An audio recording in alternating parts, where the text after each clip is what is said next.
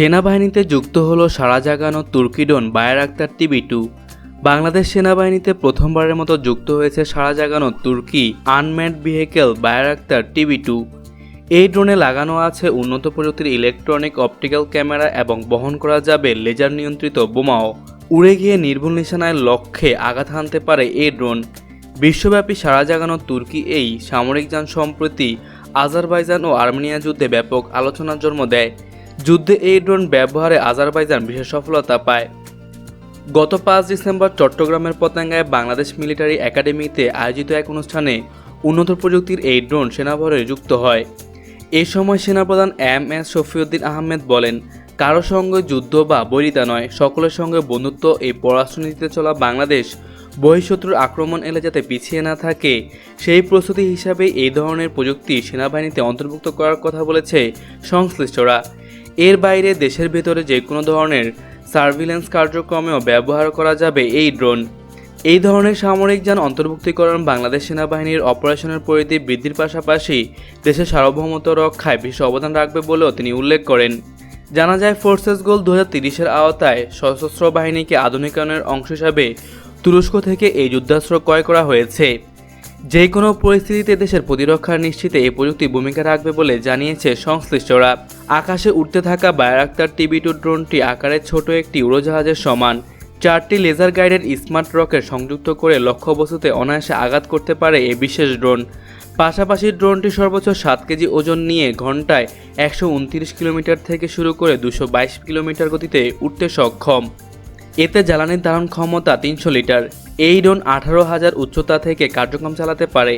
এছাড়া base station থেকে 300 kilometre দূর পর্যন্ত ড্রোনটি চালানো যায়। বিশেষ করে এই ড্রোন কমিশনিংয়ের মাধ্যমে বাংলাদেশ সেনাবাহিনী ছুঁয়েছে অন্যরকম মাইলফলক। বায়রাক্তার TB2 ড্রোনটিকে স্মার্ট বাংলাদেশ এবং সেনাবাহিনীর অভিযান কার্যক্রমকে স্মার্ট করার প্রচেষ্টা হিসাবে দেখা হচ্ছে। বিশ্বের বেশ কয়েকটি যুদ্ধের গতিপথ পাল্টে দিয়েছে তুরস্কের বায়রাক্তার TB2 ড্রোন। এর অত্যাধুনিক কৌশল বিশ্বজুড়ে নজর কেড়েছে।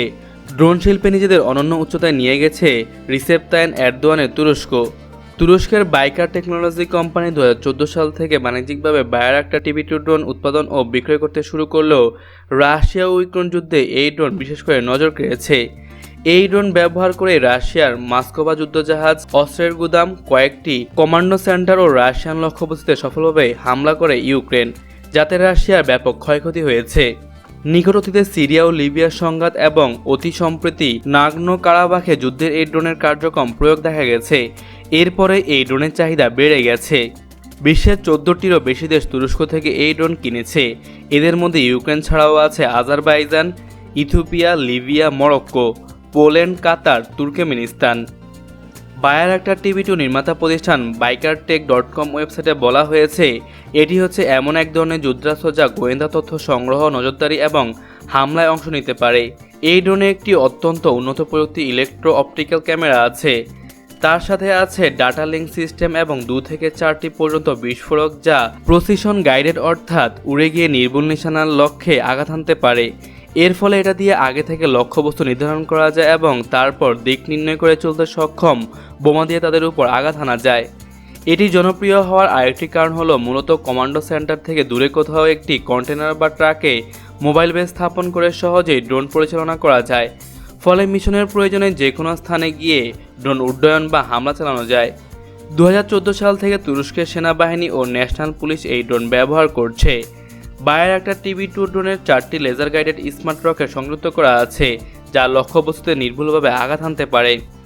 ড্রোনটি ঘন্টায় 129 কিলোমিটার থেকে শুরু করে 222 কিলোমিটার গতিতে উঠতে পারে। বেজ স্টেশন থেকে 300 কিলোমিটার দূর পর্যন্ত ড্রোনটি চালানো যায়। এর ভেতরে এমন কিছু সেন্সর আছে যার ফলে GPS এর উপর পুরোপুরি নির্ভর না করে নেভিগেশন করতে পারে। সর্বোচ্চ 700 কেজি ওজন নিয়ে ড্রোনটি উঠতে পারে। মোট জ্বালানি ধরে 300 লিটার। ড্রোনটি টেক অফ, ল্যান্ডিং সহ পুরোপুরি স্বয়ংক্রিয়ভাবে পরিচালিত হতে পারে। এর কম্পিউটারাইজ সিস্টেমে 3টি অটো পাইলট প্রোগ্রাম রয়েছে। বায়রাক্তার TB2 18,000 ফিট উচ্চতা থেকে কার্যক্রম চালাতে পারে, তবে আকাশে সর্বোচ্চ 15,000 ফিট পর্যন্ত উঠতে পারে এবং সর্বোচ্চ 27 ঘন্টা 3 মিনিট ওড়ার রেকর্ড রয়েছে। ড্রোনে থাকা রিয়েল ইমেজারি ট্রান্সমিশন সিস্টেমের ফলে একাধিক ব্যবহারকারী একই সঙ্গে তাৎক্ষণিকভাবে উচ্চমানের ভিডিও দেখতে পারে। ওয়েব ভিত্তিক অ্যাপ্লিকেশন হওয়ার কারণে ইন্টারনেট ব্যবহার করে ট্যাবলেট বা মোবাইলেও নজরদারি করা সম্ভব। এই পর্যন্ত বিশ্বের বিভিন্ন দেশে 500-রও বেশি বাইরাক্টার TB2 ড্রোন সরবরাহ করা হয়েছে বলে কোম্পানি জানিয়েছে। তবে বিশ্বের বিভিন্ন দেশে এই ধরনের ড্রোনের ক্রেতা বাড়ছে। তুরস্ক এক একটি ড্রোন অন্তত 10 লাখ মার্কিন ডলার মূল্যে বিক্রি করে থাকে, বাংলাদেশি মুদ্রায় যা 10 কোটি টাকা। যদিও ইউক্রেনের কাছে এক একটি বিক্রি করা হয়েছিল 7 লাখ মার্কিন ডলারে। তো বন্ধুরা, বাংলাদেশের সেনাবাহিনীতে যুক্ত হওয়া বাইরাক্তার TB2 ড্রোন সম্পর্কে আপনার মতামত কি তা আমাদের কমেন্ট করে জানাতে পারেন আমাদের ভিডিওর কমেন্ট বক্সে। পরবর্তীতে কোন যুদ্ধযান সম্পর্কে জানতে চান তাও জানাতে পারেন কমেন্ট করে। দেখা হচ্ছে পরবর্তী এপিসোডে, ততক্ষণ পর্যন্ত ভালো থাকবেন, সুস্থ থাকবেন, আল্লাহ হাফেজ।